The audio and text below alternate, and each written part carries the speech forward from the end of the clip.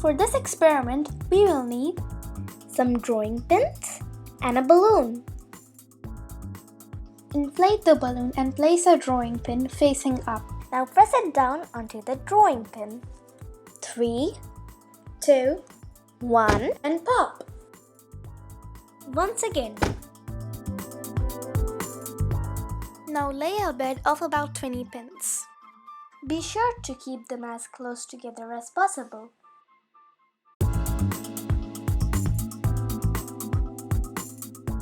Now press the balloon down onto the drawing pins.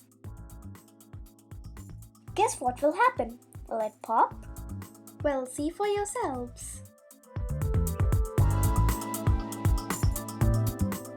Whoa, why didn't it pop? There are more chances of popping because there are more pins, right? No, that's not what's happening here. It is true that there are more pins here, but that doesn't mean that there are more chances of the balloon popping. Laying down the pins like this increases the surface area, which decreases the pressure on the balloon. With only one drawing pin, all the pressure on the balloon is concentrated in a very small area, allowing the pin to pierce the rubber and pop the balloon. By placing more pins, the pressure is spread across a greater area, allowing the balloon to be pressed down without popping.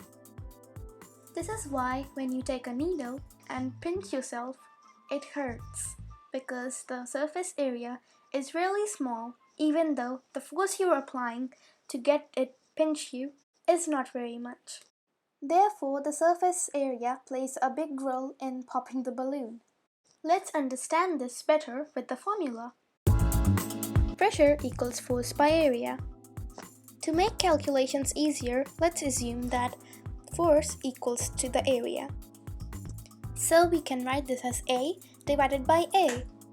Now let's see what happens if we increase the area. Let's say the area is twice the amount of force. So this will give us half. That means when the area is more, we get less pressure. Now let's see what happens when the area is less. So let's assume that the area is half times the amount of force.